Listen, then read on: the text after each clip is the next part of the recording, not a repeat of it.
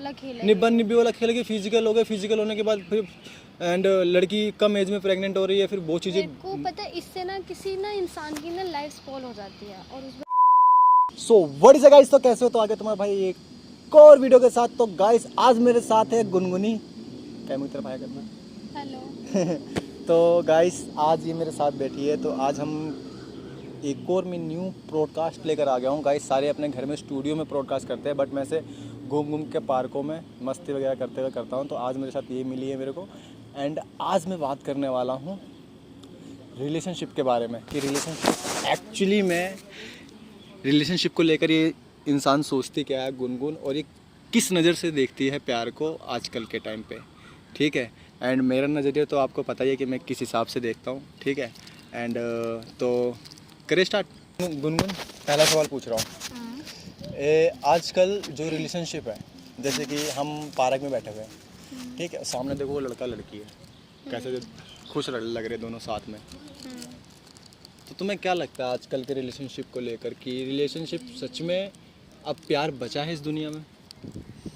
नहीं, इस दुनिया में बिल्कुल भी प्यार नहीं है। सिर्फ और ओनली सिर्फ यूज़ करने के लिए है कि बंदे को यूज़ करा, कुछ टाइम उसके साथ रहे, प्यार भरी बातें करी उससे, बहुत सारे वादे करे, बहुत सारे वादे करे, मैं तुझे छोड़ के नहीं जाऊंगा या जाऊंगी, तेरे साथ हमेशा साथ रहूंगा, तेरे से शादी करूंगा। बट आजकल के टाइम में ऐसा होता है कि किसी से तुम वादा करते हो, शादी किसी और से करते हो।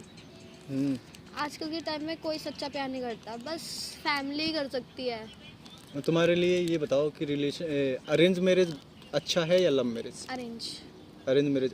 अरेंज मैरिज कैसे अच्छा है?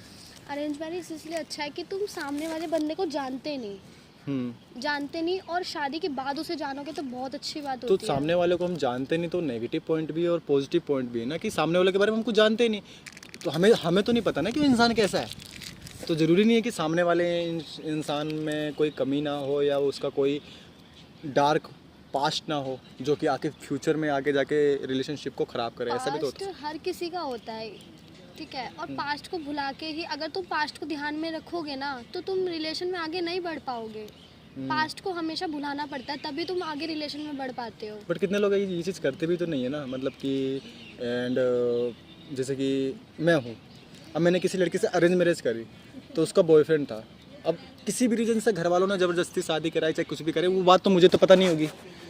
बाद में वो लड़की आई आने के बाद, एंड वो मेरे साथ भी है, बट वो मेरे पीठ पीछे अपने बॉयफ्रेंड को भी डेट कर रही है।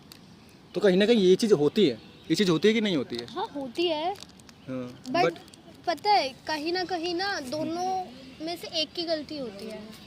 वो इसलिए कि अगर तुम किसी इंसान को प्यार नहीं दोगे ना तो वो बाहर इंसान जाएगा। तो प्यार मतलब प्यार देने का मतलब क्या होता है? चलो ये प्यार या तो उसकी केयर कर रहा, उसे एक इज्जत देना, इम्पोर्टेंट फील करवाना, यार देखो हर चीज करवाना। एक बात तो है कि लाइफ में कभी भी किसी इंसान को अगर हम इम्पोर्टेंट फील कोई भी परमानेंट नहीं करवा पाता, चाहे वो लड़की हो चाहे लड़का हो। कोई नहीं करवा, बट मैं रिलेशनशिप में ना सिर्फ तीन चीज मतलब यही बातें जरूरी, या तो इज्जत देना, इम्पोर्टेंट देना, टाइम देना और केयर करना। सबसे बड़ी होती है इज्जत देना।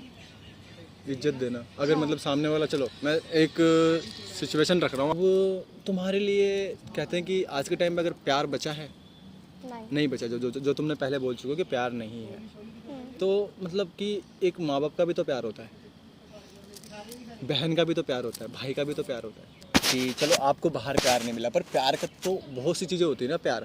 प्यार बहुत सी चीज़ों में, जैसे कि भाई बहन के प्यार भी है, एंड मॉम डैड का भी प्यार है। देखो मुझे तो इन चीज़ों के बारे में नहीं पता, क्योंकि आज तक तो मुझे फैमिली का भी प्यार नहीं मिला। आपकी तो फैमिली होगी ना, आपको तो पता होगा, तो आप ही बता दो कैसा होता है इनका प्यार। क्योंकि मेरी मदर नहीं है ना, मेरे पापा हैं, मतलब पापा है, पापा नहीं रहते मेरे साथ, ना मेरे बहन भाई है, कोई नहीं है। तो इसलिए मुझे नहीं पता कि फैमिली का प्यार भी कैसा होता है। चलो मैं बता रहा हूँ तुम्हें फैमिली का प्यार कैसा होता है। पहले बता रहा हूँ कि मेरी मम्मा नहीं है, ठीक है। मेरी मॉम आफ्टर 8 ईयर्स पहले चली गई, मैं छोड़ के, मतलब एक्सपायर हो गई वो। एंड उसके बाद अगर मैं बोलूँ कि जब मेरी मम्मा थी ना, तब तक मैं ऐसा था कि मुझे ना कोई नहीं चाहिए था लाइफ में मेरे पास सब कुछ था, पैसा था, सब कुछ था, मतलब कि मेरी मम्मी मुझे किसी चीज़ की ना कमी नहीं रखती थी।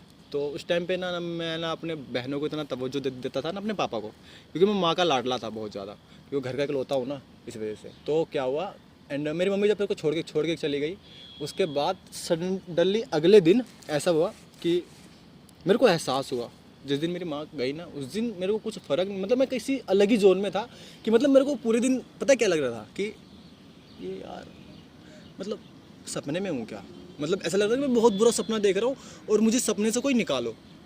जब मेरी माँ मुझे छोड़ के गई थी ना, तो मुझे जिस दिन मेरी माँ हॉस्पिटल के बेड पे थी एंड डॉक्टर ने बोला था कि मतलब कि एंड तू